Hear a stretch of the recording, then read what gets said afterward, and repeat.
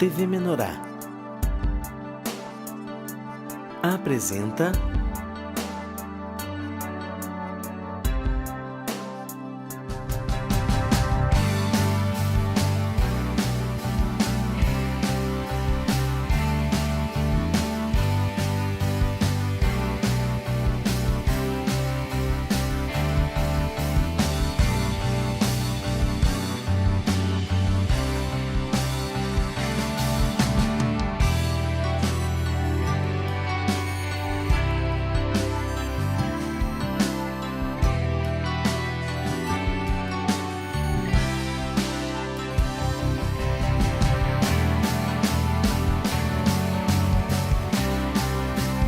De Bem com o Pão. Olá, irmãos! Estamos aqui para começar mais um De Bem com o Pão.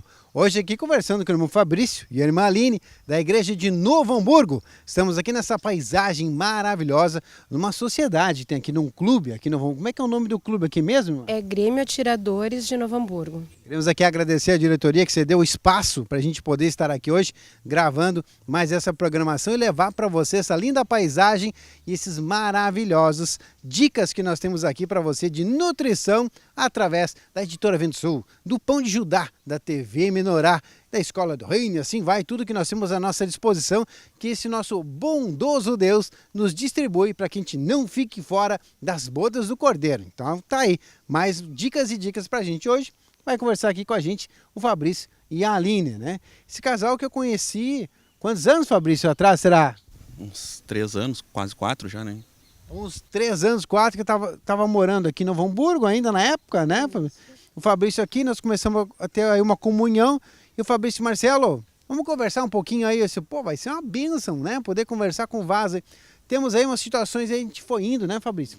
Vamos trazendo cada vez mais aí o Senhor, né? A presença, a comunhão desse casal com o Senhor. Hoje está aí. Esses frutos que a gente vê através desse casal aí, né? Tem os 2 filhos também já na igreja, são só 2, né? É, senão eu perco a conta, né? O casal produz, assim, eu vou ficando para trás daí, né? Tá aí então. E a irmã Aline tá aqui, tem um testemunho também, né, irmã Aline? Foi logo aí, o Fabrício veio, estava naquele perrengue todo, estava numa busca, né, de uma reconciliação, né, Fabrício? Assim, matrimonial.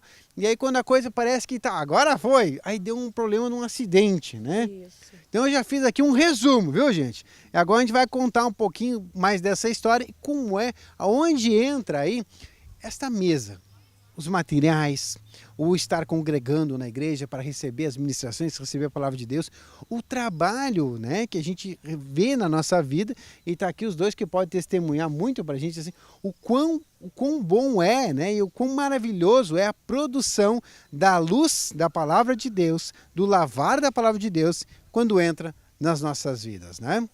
Então tá aí, irmã Aline, já fiz uma introdução agora. Amém, aí, né? Amém. Bom, então, eu desejo que o Senhor esteja abençoando a todas as pessoas que estão assistindo, né, primeiramente. E eu gostaria de contar um pouquinho o que o Senhor fez na minha vida, né? Como o irmão falou, no início, o Fabrício pediu o auxílio do irmão, né? E o irmão, ele, assim, testemunhou a mudança que o Senhor fez na minha vida desde o início, quando eu estava lá no fundo do poço. Não parecia assim que tinha, no natural parecia que não tinha conserto aquilo ali, né? Mas o Senhor fez toda uma obra na minha vida, né? Então ali no finalzinho de 2014, eu fui para Arroio do Sal, onde os meus pais moram. E lá eu comecei a congregar na igreja de Torres. Que no caso, teu pai e tua mãe já frequentam a igreja naquele momento. Anos. O pai e a mãe, eles se mudaram já faz 7 anos, né, para lá. E desde então tem um grupo familiar.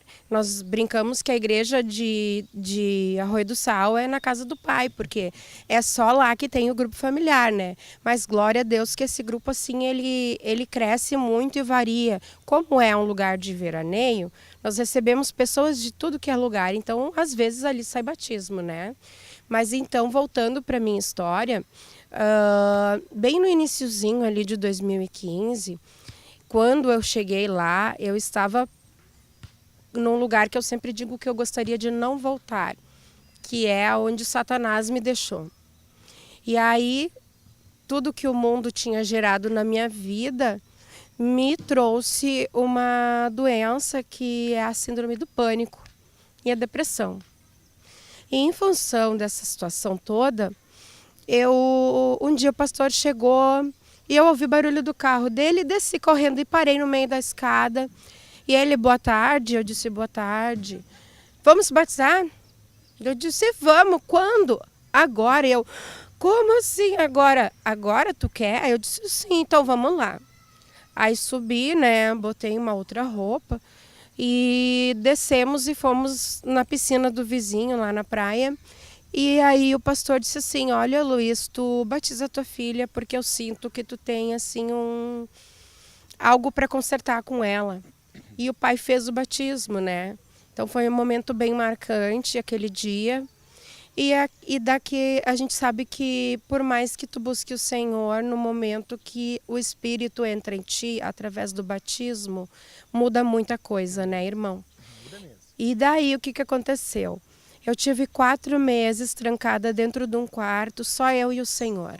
Ajoelhava, orava, pedia para o Senhor mudar o meu coração. E o material, assim, eu comi.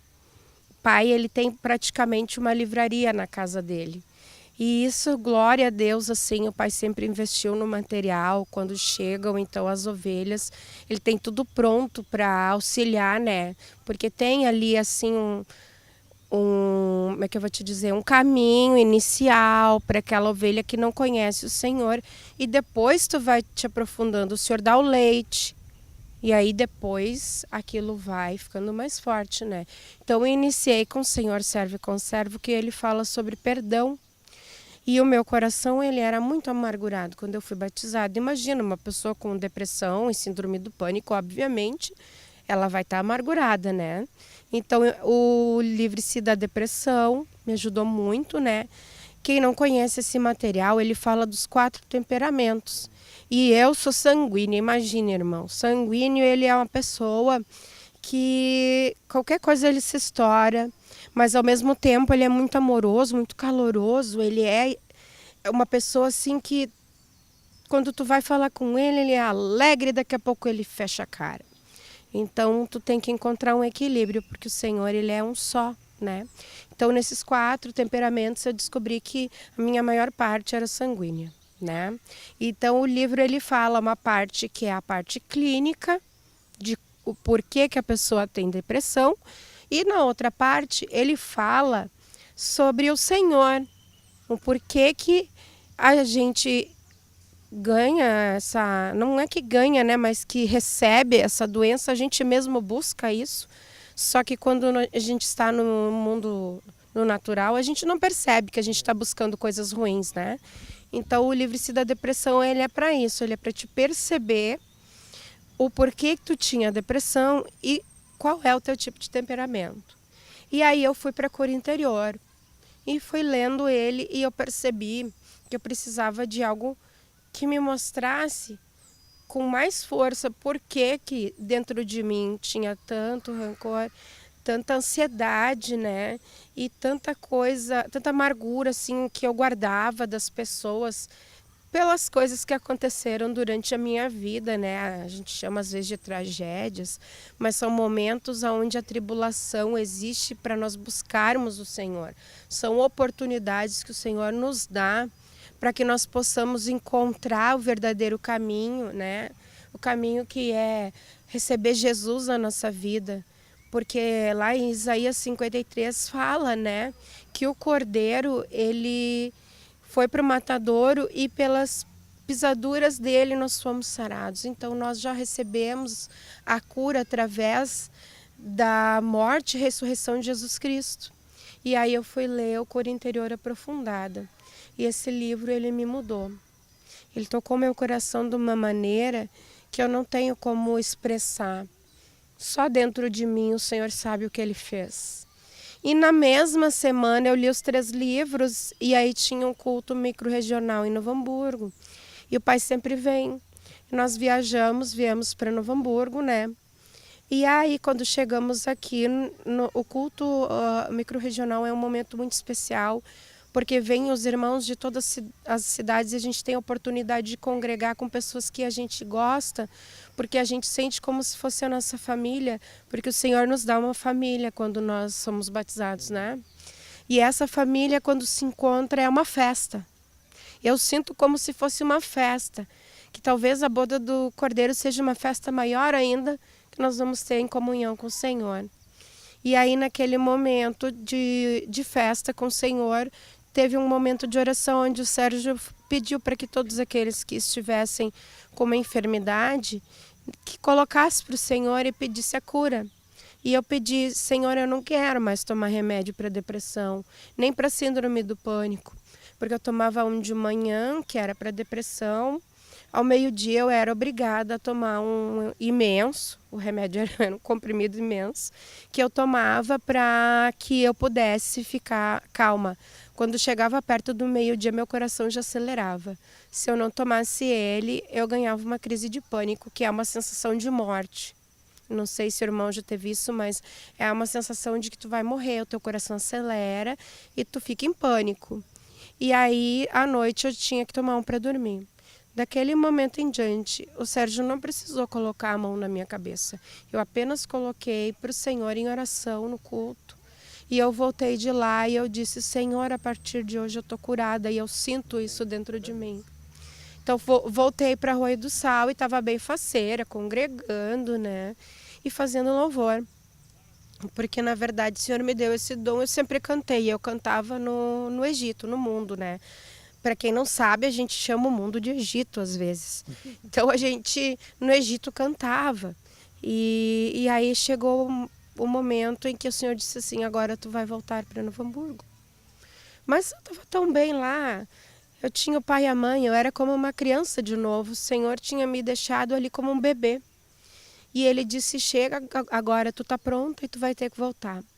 Daí eu chorei demais, assim, foi muito difícil para mim, porque foi o primeiro momento que o Senhor deu uma ordenança onde que era uma prova que eu tinha que obedecer a Ele ou virar as costas para o Senhor, porque a gente sabe que tem esse momento às vezes, né?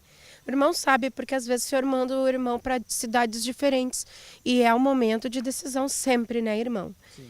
E aí naquele momento eu vim orando, né?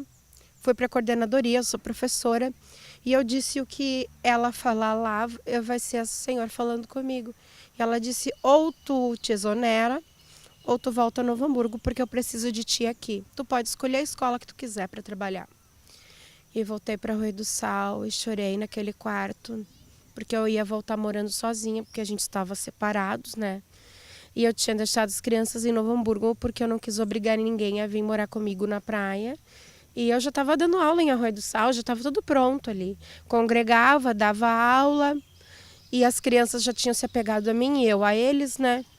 E aí o Senhor, com um balde de água fria, disse: isso aqui tá tudo muito bonito, mas tu não tá curada.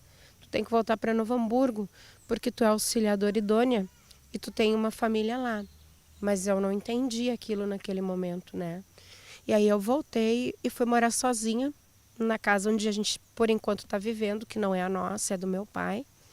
E ali eu vivi e congregava, participava da igreja, bem quietinha, nunca contei que era levita, e um dia acordei e ouvi o Senhor dizendo assim: agora tu vai ser levita na igreja. Mas assim, uma coisa muito louca, porque foi a única vez que eu ouvi a voz do Senhor em alto e bom som, não foi sonho, né? E aquilo assim, pensei, não é a voz do Sérgio, e nem a do Luciano, eu acho que o Senhor está falando comigo, né? E aí falei: pai, fala lá com o Luciano, nem coragem eu tinha, porque eu me sentia tão suja, cheia de imundície do mundo ainda dentro de mim, que eu não olhava nem nos olhos do apóstolo e nem nos olhos do Luciano. Assim eu me sentia, que eu não tinha, que eu era suja e eu não tinha condições de subir no lugar santo. Mas a gente sabe que tudo isso é a acusação de Satanás, porque no momento que tu te batiza, o Senhor te perdoa de todos os teus pecados, né? E é uma ministração que tem, inclusive, na cura interior aprofundada. Exatamente. Que é as falsas personalidades que a gente assume em determinados momentos, né? Às vezes de autocomiseração, às vezes de acusação falsa, e assim vai. A gente se coloca com uma personalidade que não é nossa, nem é de Cristo, que nos assume ali. Exato. E aí a gente tem um auxílio, né? Nós temos o aplicativo, né, do Pão de Judá. Tem também o Voxels, né, TV, para assistir os cultos. Mas no aplicativo do Pão de Judá tem uma partezinha das orações doutrinárias.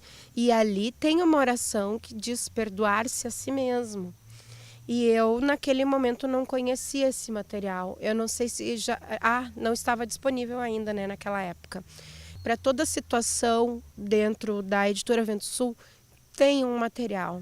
Se tu te sente mal por algum motivo, por exemplo, eu aprendi que a pessoa que tem câncer é porque ela tem muita amargura, né? Então, a gente tem um livro chamado O Dano da Amargura. Quando eu li esse livro, eu descobri quanta amargura tinha no meu coração. E ele foi, assim, maravilhoso. E aí, num grupo familiar ali em Arroio do Sal, teve um momento em que esse livro foi passando de mão em mão e a gente percebeu o quanto ele trabalhou nas ovelhas que estavam participando do grupo, né? Então tá aí, gente, nós aqui conversando com a irmã Aline, vamos ter que fazer um intervalinho, né? E logo mais a gente volta no segundo bloco falando um pouquinho mais sobre esse livro, O Dano da Amargura. Já, já, depois do intervalo.